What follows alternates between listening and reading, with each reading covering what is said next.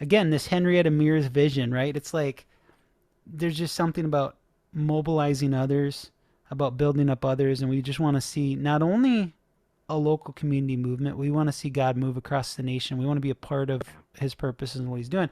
Speaking of that, you have this incredible new book, and I think I'm one of the first to announce it. It's called Fulfill Your Purpose in Your Generation. Josiah, tell us about this book. How can our listener fulfill God's purpose for their life and their generation? Because this is based off of Acts 16:36, I believe, which is one of the greatest verses in Scripture. And it's just this heart and this passion. God, I have one life to live. Help me to fulfill your purposes in my generation. Read this verse of David. It said that David fulfilled his purpose that God had for him in his generation. And I just realized David is a forerunner, even in the lineage of Jesus. And it could be said of Jesus that he fulfilled his purpose that God had for him in his generation, in our generation, in generations to come. And I'm passionate about this theme that our God pays attention to generations. That's one of Mm. the key things that I get when I read a lineage of the faith. There's this generation. The faith was passed on to the next generation. And it's easy to gloss over names that we maybe can't pronounce really well.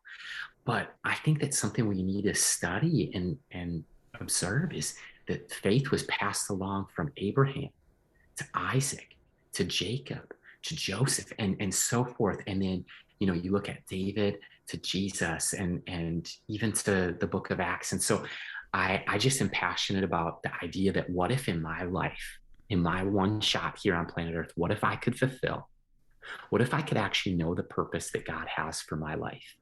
And what if I could fulfill it? To me, success would equal obedience, and obedience would equal success, not numerically, not filling stages or stadiums or rooms, but simply being obedient to the next step that God has for me. And in life, we know there's ups and downs. There's mountaintops and valley lows. And this is the life of David. And so I observed really two things about David. It's said of him in Psalms that David shepherded the people of God with the skillfulness of his hands and the integrity of his heart.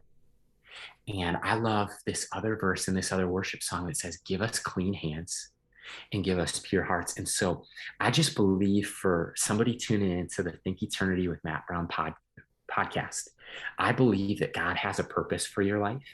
I believe that God has destined you for greatness in his kingdom. I believe that he's called you to be a generational difference maker, a spiritual strong shepherd. And whether it's someone you raise in your home, somebody you raise in your church or your community, I want to see people fulfill God's purpose and his plan in their generation. And I just heard Scotty Gibbons this past week, and it fired me up. He said that our role on earth is to save as many people as we can, as quickly as we can, while we still can. Mm. And Amen. so in the book, I'll talk about a few things like, why are millennials and Generation Z, why are they disconnected with the church? And then what can we do to help them connect with God, with Jesus, with Christian community? And how can we make disciples of the next generation who are then going to be faithful people who will steward the faith of God into the hands of the next generation after them too?